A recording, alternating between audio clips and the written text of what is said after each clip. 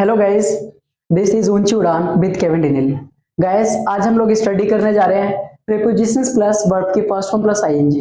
It means guys कि ऐसे कौन कौन से प्रीपोजिशंस होते हैं जिसके साथ वर्ब की फोर्थ फॉर्म का यूज किया जाता है।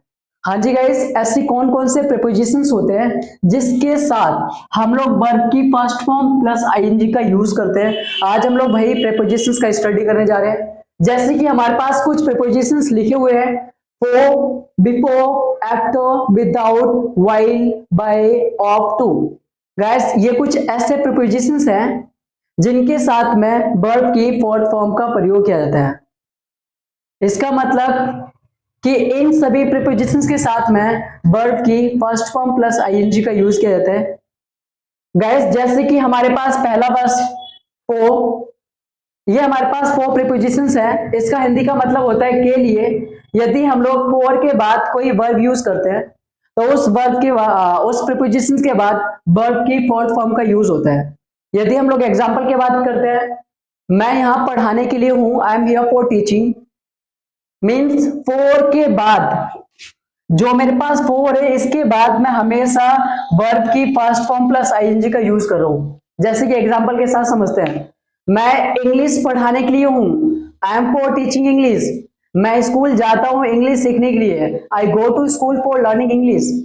खाना खाने के लिए है, food is for eating. It means कि हमारे पास जो फॉर है एक ऐसा प्रीपोजिशन है जिसके बाद यदि हम लोग कोई वर्ब यूज करते हैं तो वो आईएनजी वाली लगती है। उसी तरीके से हमारे पास एक वर्ब है बिफोर। ये बिफोर एक ऐसी प्रीपोजिशन है जिसके बाद यदि मैंने कोई वर्ब यूज करी तो वो वर्ब हमारी फर्स्ट फॉर्म प्लस आईएनजी लगेगी। यदि अगर मैं एग्जांपल के बारे में बात करता हूं, हम लोग कह सकते हैं खाना खाने के पहले बिफोर ईटिंग फूड, जाने के पहले बिफोर गोइंग, देखने के पहले बिफोर सीइंग, लिखने के पहले बिफोर राइटिंग, बोलने से पहले सोचो थिंक बिफोर स्पीकिंग, जाने से पहले देखो look before going. It means guys, before हमारा एक ऐसा प्रीपोजिशन है जिसके बाद यदि हम लोग कोई वर्ब लगाते हैं तो वो वर्ब की फर्स्ट फॉर्म प्लस आईएनजी का यूज होता है। उसी तरीके से गाइस हमारे पास एक प्रीपोजिशन है आफ्टर। आफ्टर एक ऐसी प्रीपोजिशन है जिसके बाद यदि हम लोग कोई भी वर्ब लगाते हैं तो वो भी वर्ब की फर्स्ट फॉर्म प्लस आईएनजी का यूज होता है। जैसे यहाँ पर बोला है के बाद, इसका मतलब हिंदी में होता है। यदि मैं इसके एग्जाम्पल के बारे में बात करता हूँ, खाना खाने के बाद आफ्टर ईटिंग फूड, टीवी देखने के बाद आफ्टर वॉचिंग टीवी, पढ़ने के बाद आफ्टर स्टडिंग। गाइस, इस तरीके से हमारे पास आफ्टर एक ऐसा प्रीपोजिशन है, वो हमारा क्या होता है, इसके बाद यदि हम लोग कोई वर्ब लगाते हैं तो वो वर्ब भी वर्ब की फर्स्ट फॉर्म प्लस आईएनजी का यूज किया जाता है। यदि हम लोग गाइस विदाउट फोर्थ प्रीपोजिशंस के बारे में अगर बात करते हैं तो इसके बाद यदि हम लोग कोई वर्ब लगाते हैं तो वो भी वर्ब आईएनजी वाली यूज होती है। इसका हिंदी का मतलब होता है के बिना। यदि हम एग्जाम्पल के बारे में बात करते हैं, जैसे इंग्लिश सीखे बिना विदाउट लर्निंग इंग्लिश, देखे बिना विदाउट सीइंग, गो जाए बिना विदाउट गोइंग।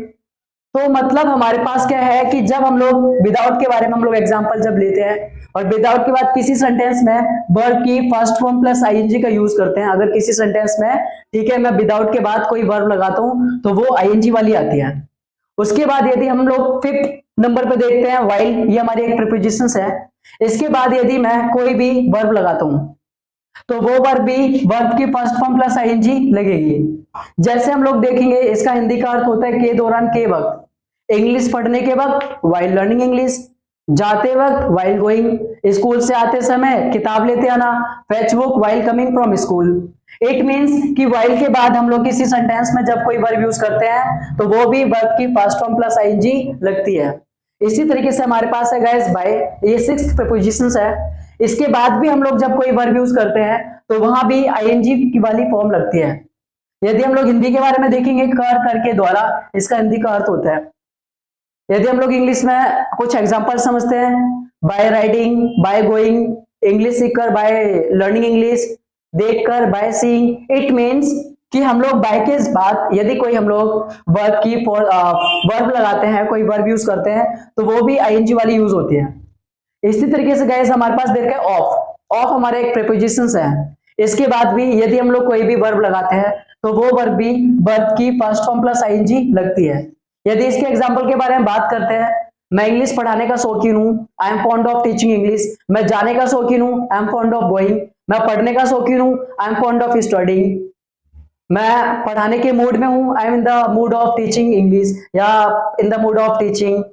मैं खेलने के मूड में हूँ, I am in the mood of playing. It means कि हम लोग ऑफ के बाद भी कोई वर्ब अगर यूज करते हैं तो वो वर्ब हमारी वर्ब की फर्स्ट फॉर्म प्लस आईएनजी लगती है। उसी तरीके से गाइस हमारे पास एक लास्ट प्रीपोजिशन बची हुई है टू। इसका यूज हम लोग फिक्स्ड प्रीपोजिशन के रूप में करते हैं कि कैसे इसके साथ हम लोग कोई वर्ब लगाएंगे।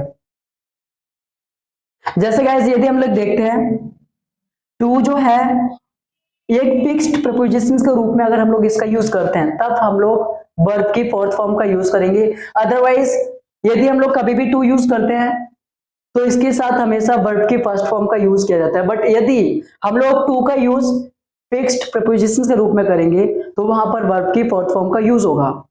जैसे कि एग्जांपल हम लोग सीखते हैं, जैसे मेरे पास लिखा है प्रेफर और मेरे पास है टू। गैस मेरे पास ये प्रेफर है और मेरे पास टू है, ये दोनों की दोनों फिक्स्ड प्रीपोजिशंस है। इनका यूज जब मैं एक साथ में करूंगा तो इनके बाद जो वर्ब यूज होगी वो आईएनजी वाली ही लगेगी। मैं कह सकता हूं कि पढ़ाने की अपेक्षा, अगर हम लोग एग्जाम्पल के बारे में बात करते हैं, पढ़ाने की अपेक्षा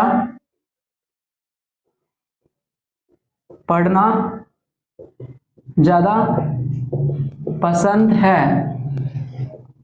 मुझे पढ़ाने की अपेक्षा पढ़ना ज्यादा पसंद है।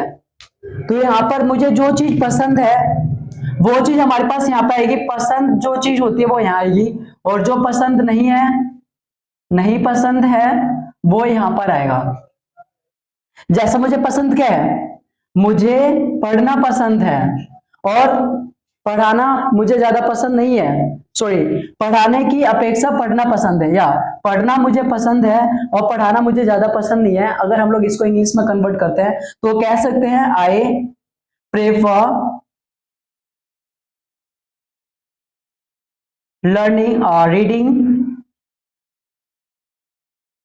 To teaching. गैस मेरे पास पढ़ना और पढ़ाना ये दोनों की दोनों वर्ब्स है और इनके बाद इनका जब मैं यूज करूंगा इन फिक्स्ड प्रीपोजिशंस के साथ में तो वहां पर वर्ब की फोर्थ फॉर्म का यूज करूंगा। गैस इनके साथ में आईएनजी लग जाएगी। जैसे मैंने लगाया रीड, रीड मेरी एक वर्ब है, इसके बाद जब मैंने आईएनजी लगा दिया, मेरे पास टीच मेरी वर्ब है, इसके साथ मैंने आईएनजी लगा दिया, क्योंकि टू और जो मेरे पास प्रेफर है इनका यूज मैं फिक्स्ड प्रीपोजिशंस के रूप में कर रहा हूं। इसी तरीके से गाइस मैं आपके लिए नई नई वीडियोस लेके आता रहूंगा नए नए टॉपिक पर। Thank you for watching this video, subscribe it, share and watch it, like it. Thank you again.